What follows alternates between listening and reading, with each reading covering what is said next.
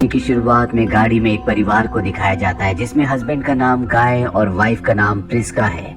इन दोनों का डाइवोर्स होने वाला है, इसीलिए डाइवोर्स से पहले ही अपने दोनों बच्चों को आखिरी बार फैमिली ट्रिप पर ले जा रहे हैं। इनके बच्चों का नाम मैडॉक्स और ट्रेंट होता है। ये सब के सब रिजॉर्ट पहुंच जाते हैं, जहां पहुंचने के बाद इन सबको वेलकम ड्रिंक दिया जाता है। कुछ देर बाद ये यहाँ पर एक फैमिली से मिलते हैं जिसमें वाइफ का नाम क्रिस्टल होता है। क्रिस्टल का हस्बैंड एक सर्जन है और ये अपनी बेटी के साथ यहाँ पर आए हैं।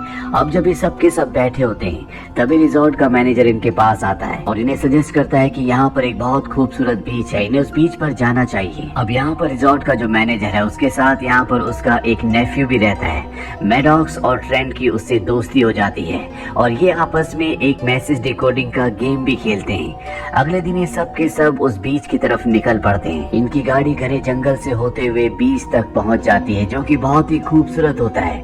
बीच आने के बाद सब बहुत खुश हैं। यहाँ पर पहले से एक कपल होता है। इसके बाद सब अपनी अपनी बैठने की जगह बनाते हैं और कुछ ही देर बाद इन्हें यहाँ पर बहुत सारी चीजें मिलना शुरू हो जाती हैं, जिसे देखकर सब के सब तनाव में आ जाते हैं। इन्हें समझ में नहीं आता कि अगर पहले लोग यहाँ पर आए थे तो वो अपना सामान यहाँ पर छोड़कर क्यों गए। लेकिन फिलहाल ये इस बात को ज्यादा सोचना नहीं चाहते, ये एंजॉय करना चाहते हैं। अब गाय और प्रिस्का का छोटा बेटा ट्रेंट समंदर में नहाने के लिए जाता है और जब वो नहा रहा होता है तभी उसके पास एक डेड बॉडी आती है, जिसे देखकर वो डर जाता है और जोर से चिल्लाता है। सब यहाँ पर आकर देखते हैं तो ये एक लड़की की डेड बॉडी होती है। तभी वहाँ पर एक ब्लैक लड़का आता है और वो कहता है कि ये मेरी गर्लफ्रेंड है, मैं बहुत देर से इसे ढूंढ रहा था। पर सबको लगता है कि इसी ने अपनी गर्लफ्रेंड को मारा है।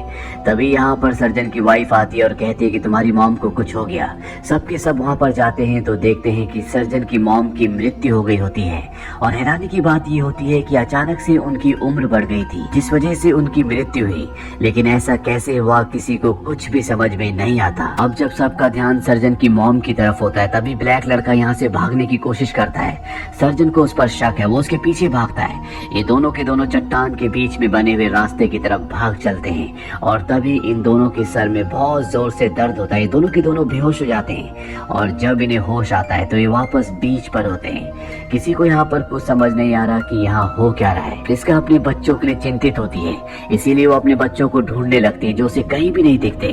तभी वो उस कपल के पास जाती है जो पहले से यहाँ पर था। वो दो बड़े यंग लड़कों से बात कर रहे होते हैं। प्रिस्का उस कपल से पूछती है क्या तुमने मेरे बच्चों को देखा। प्रिस्का का ये सवाल उस कपल को बहुत अजीब लगता है। वो कहते हैं कि हम तुम्हारे बच्चों से बातें कर रहे हैं और जब प्रिस्का अपने बच्चों को देखती है तो वो कुछ ही घंटों में जवान हो गए होते हैं। लेकिन कैसे, इस सवाल का जवाब किसी के पास नहीं होता। अब यहाँ पर मैडॉक्स के पिता भी आ जाते हैं। वो अपने पिता के गले लग जाता है। उसके पिता को समझ नहीं आता कि यहाँ पर क्या हो रहा है और कुछ ही देर बाद सबको एहसास होता है कि सबकी उम्र यहाँ पर हर बीतते हुए मिनट के साथ बढ़ती चली जा रही है। सबके चेहरों पर अब रिंकल्स आ गए होते हैं। साथ ही सर्जन की बेटी भी अब जवान हो चुकी होती है।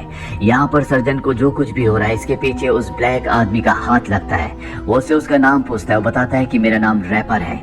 सर्जन को उस पर गुस्सा आता है और वो उसके चेहरे पर प्रहार करता है जिससे उसके चेहरे से खून निकलना शुरू हो जाता है। वो अपने घाव को अपने हाथ से दबा लेता है और जैसे ही वो अपने हाथ को हटाता है उसका घाव पूरी तरह से भर चुका होता है, यानी कि ऐसा लगता ही नहीं कि उसके चेहरे पर अभी खून निकला था। वो सबको बताता है कि वो अपनी गर्लफ्रेंड के साथ यहाँ पर घूमने के लिए आया था।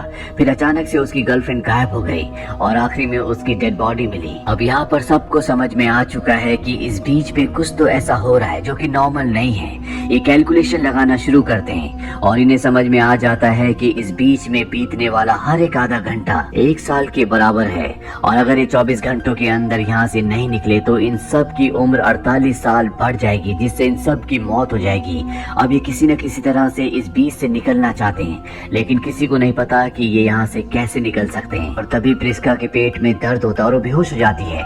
सर्जन उसे चेक करता है और कहता है कि इसके पेट में कुछ न कुछ गड़बड़ है। उसके पास जो नाइफ होता है वो उससे प्रिस्का के पेट को कट करता है, पर जैसे वो कट करता है घाव अपने आप ही भर जाते हैं और वो नॉर्मल पहले की तरह हो जाता है। इसीलिए जब वो कट करता है तो सब उसकी स्किन को पकड़ते हैं और सर्जन उसके पेट से एक स्टोन निकालता है, जिसके बाद प्रिस्का के घाव अपने आप ही भर जाते हैं और वो होश में आ जाती है।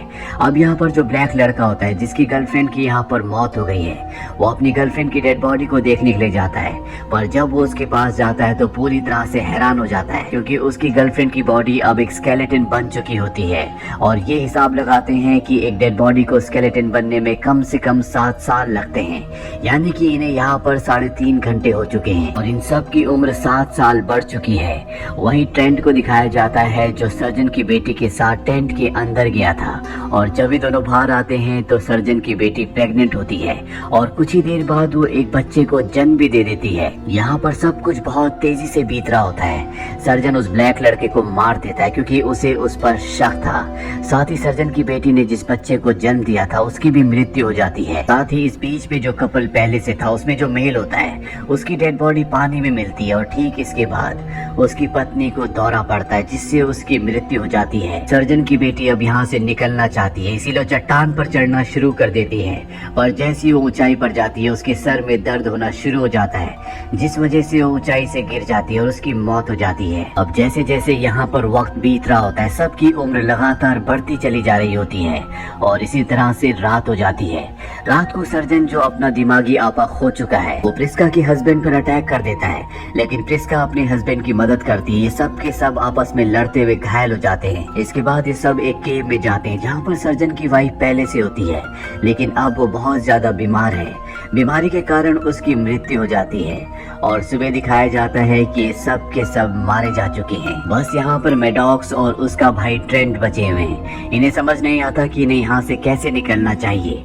तभी ये देखते हैं कि उनके पास अभी भी वो पेपर होता है। इस पेपर पर ये रिजॉर्ट के मैनेजर के नेफ्यू के साथ एक गेम खेल रहे थे और इसमें एक कोडेड मैसेज होता है और ये उस मैसेज को पढ़ने की कोशिश करते हैं। इन्हें समझ में आ जाता है कि यहाँ से निकलने का एक ही रास्ता है, इन्हें समंदर की गहराइयों में जाना होगा, जहाँ से बिना बेहोश हुए इस जगह से निकल सकते हैं, क्योंकि अभी तक इन्होंने जितने भी दूसरे रास्तों से निकलने की कोशिश की थी इनके सर में दर्द हुआ था जिससे वो बेहोश हो गए थे। और अब ये दोनों भाई बहन समंदर के अंदर गोता लगाते हैं और उसकी गहराइयों में जाना शुरू कर देते हैं, लेकिन तभी मैडॉक्स के कपड़े कहीं पर फंस जाते हैं और ये दोनों के दोनों पानी से बाहर नहीं निकल पाते। वहीं दूर पहाड़ी के चट्टान पर एक आदमी को दिखाया जाता है जो इन सब को दूरबीन से देख रहा होता है, और जब वहाँ पर कोई भी नहीं बचता तो वो आदमी वापस रिजॉर्ट आ जाता है जहाँ पर एक बहुत बड़ी लैब होती है। वो रिजॉर्ट के मैनेजर को बताता है कि सब के सब मारे गए। दरअसल यहाँ पर मेडिकल का एक बहुत बड़ा एक्सपेरिमेंट टेस्ट चल रहा होता है। जब सभी गेस्ट पहली बार इस रिजॉर्ट में आए थे तो उन्हें एक वेलकम ड्रिंक पिलाया गया था और उस वेलकम ड्रिंक के अंदर वो मेडिकेशन थी। लोगों की जो एज बढ़ रही थी या जो उन्हें बीमारी हो रही थी या उनके घाव जो अपने आप ही भर रहे थे उसका बीच से कोई भी लेना देना नहीं था। उसका डायरेक्ट कनेक्शन उस मेडिकेशन से था जो उन्हें वेलकम ड्रिंक में मिलाकर पिलाई गई थी। अगर वो इस सब कुछ गवर्नमेंट की इजाजत से करते तो उन्हें ये टेस्ट करने में कई साल लग जाते, लेकिन यहाँ पर जो रिसर्चर होते हैं वो रिजॉर्ट में आए हुए मेहमानों के ऊपर ये टेस्ट करके सालों का काम एक ही दिन में कर देते हैं और अभी तक वो ऐसा 73 बार कर चुके हैं। और अब जबकि उन्हें पता चल चुका है कि आखिरी ग्रुप भी खत्म हो चुका है तो अब वो नए आने वाले लोगों पर इस दवा को एक्सपेरिमेंट के तौर पर दोबारा से टेस्ट करना चाहते हैं। और तभी यहाँ दिखाया जाता है कि कुछ और गेस्ट आते हैं। वेट्रेस उनके पास वही वेलकम ड्रिंक लेकर जाती है और इससे पहले कि वो ड्रिंक गेस्ट को देती उससे कोई टकराता है जिससे ड्रिंक गिर जाती है और ये और कोई नहीं बल्कि मैडॉक्स और उसका भाई होते हैं। इनकी उम्र अब बहुत ज्यादा बढ़ चुकी है। दरअसल जब ये पानी के अंदर गए थे और मैडॉक्स के कपड़े कहीं पर फंस गए थे तो उसके भाई ने उसके कपड़ों को वहाँ से छुड़ाया था और इसके बाद ये नीचे से होते हुए दूसरी तरफ निकल गए थे। तभी ऊपर से एक हेलीकॉप्टर गुजरा था जिसने इन्हें रेस्क्यू कर लिया था और इस तरह से इनकी जान बच गई। हालांकि इनकी उम्र इतनी ज्यादा बढ़ चुकी है कि अब इन्हें कोई भी पहचान नहीं सकता, इसीलिए रिजॉर्ट के मैनेजर के नेफ्यू के पास जाते हैं जिसने इन्हें सीक्रेट मैसेज दिया था और ये उसे उस सीक्रेट मैसेज को दिखाते हैं और फैसला करते हैं कि वो इस मैसेज को लेकर पुलिस के पास जाएंगे और उन्हें इस रिजॉर्ट की सच्चाई बताएंगे। साथ ही ये भी कि यहाँ से हर रोज कई लोग गायब होते हैं और इसके बाद वो अपने घर अपनी आंट के पास चले जाएंगे। इसी के साथ ये फिल्म यहीं पर खत्म हो जाती है।